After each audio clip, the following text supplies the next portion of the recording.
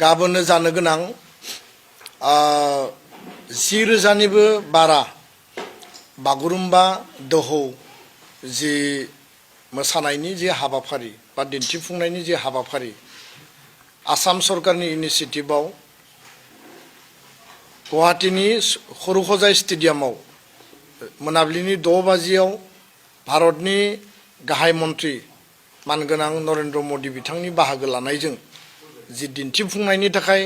गासै बिथिंनि जिखिनि प्रिपारेसन दा सोलिबाय थादों बे बागुरुम्बा दोहौ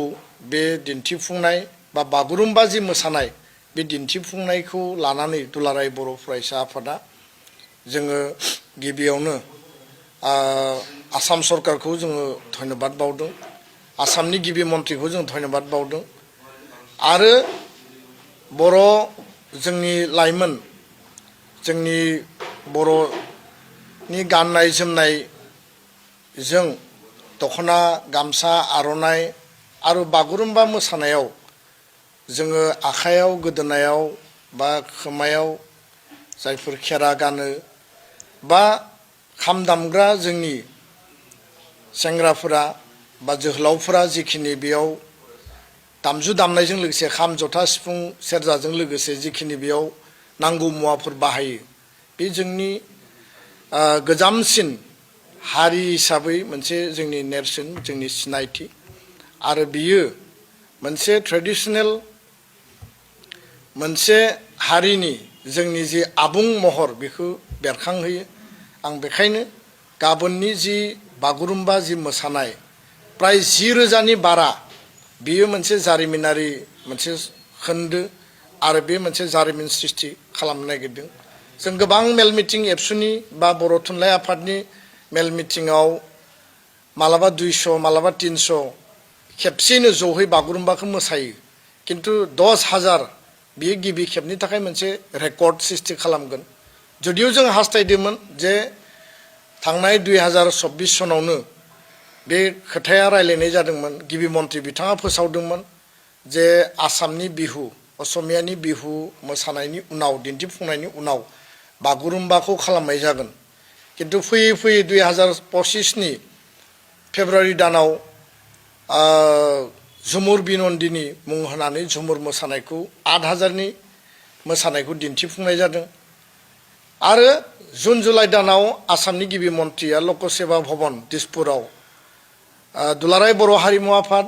बर' थुनलाइ आफाद दुलाराय बर' फरायसा आफाद आरो गुबुन गुबुन आफादफोरखौ लिंनानै बिथाङा सावरायदोंमोन आरो सावरायनायाव बे आफादफोरखौ खावलायनाय जादोंमोन जे सरकारा मोनसे गिदिर इनिशिएटिभ लानो थांगासिनो दङ जे बागुरुम्बा मोसानाय आरो बेयाव आफादफोरनिफ्राय मदद नांगौ होननानै बिथाङा हांख्रायदोंमोन गाबोननि हाबाफारिया पिउरलि सरकारि हाबाफारि नाथाय जिहेतु बागुरुम्बाया बर' हारिनि मोनसे सम्पद मोनसे हारिमुवारि जोंनि मोनसे एसेट बा केपिटेल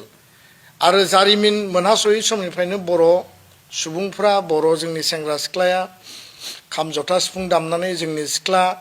जोंनि लाइमोनफ्रा बेखौ मोसाबोदों आरो बेयाव जिखिनि बागुरुम्बा हाय बागुरुम्बा जि जोंनि जि मेथाइ बे मेथाइया जोंनि जेब्लायबो जोंखौ इन्सपायार खालामो आरो जोंनो गोदान आसा गोदान मिजिं लानानै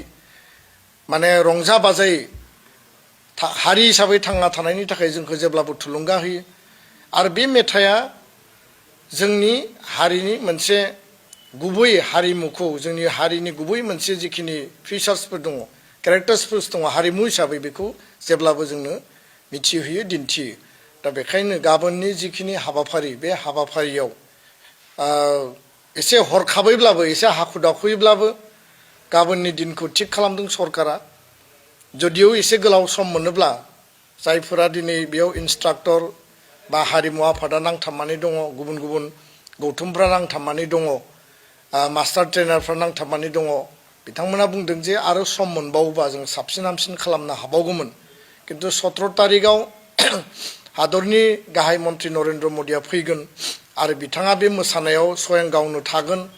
बिथांनि प्रेजेन्सआवनो बे दिन्थिफुंनाया जागोन आरो बे मोनसे रेकर्ड खेबसेयैनो 10,000नि बारा मोसानाया जाफुंसार महर मोनगोन बे गासैखौबो नोजोर बोनानै आसाम सरकारा बेखौ थांखि लादों आरो बेखायनो जोंनि खावलायनाया बेल'नो जे बे मोसानायखौ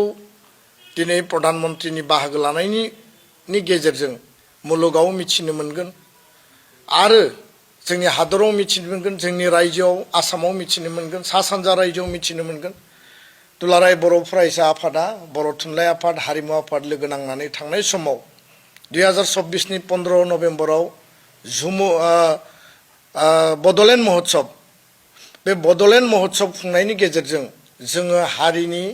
हारिमुखौ जोंनि रावखौ जोंनि हारिखौ मुलुग दरबाराव गायसननायनि थाखाय जोङो हाबाफारि लाबोदों आरो उननि समाव बड'लेण्ड महोत्सबाव प्रधान मन्त्रीया गावनो स्वयं दङमोन आरो उननि समाव नखर मन्त्रीनि बाहागो लानायजों गोदान दिल्लीयाव बड'फानि मुङै जों लामा जों गायसननो हानाय बिथांनि मुङै जोङो मुसुखा गायसननो हानाया थारैनो हारि मोनसे थांना थानायनि गेदेर मोनसे माइल खुन्थिया होननानै जों बुंनो सानो आरो गाबोननि हाबाफारियाबो बे गासै हाबाफारिनि गेजेराव बेबो मोनसे माइल खुन्थिया बिनि गेजेरजों बर' हारिखौ मिथिगोन बर'नि हारिमुखौ मिथिगोन बागुरुम्बाखौ साबसिनै मोजाङै बयबो नुगोन मिथिगोन खोनागोन आरो बिनि थाखायनो जोङो आसामनि गिबि मन्त्रि डक्टर हिमन्त बिश्व शर्मा बिथांखौ बे गासै इनिसियेटिभनि थाखाय जोङो साबायखर बावदों धन्यबाद बावदों आरो हादरनि गाहाय मन्त्रि बिथाङा जिहेतु गावनो फैनानै बे हाबाफारियाव बाहागो लागोन बेखौबो बिथांखौबो दुलाराय बर' फरायसा आफाद बर'नि आफादफोर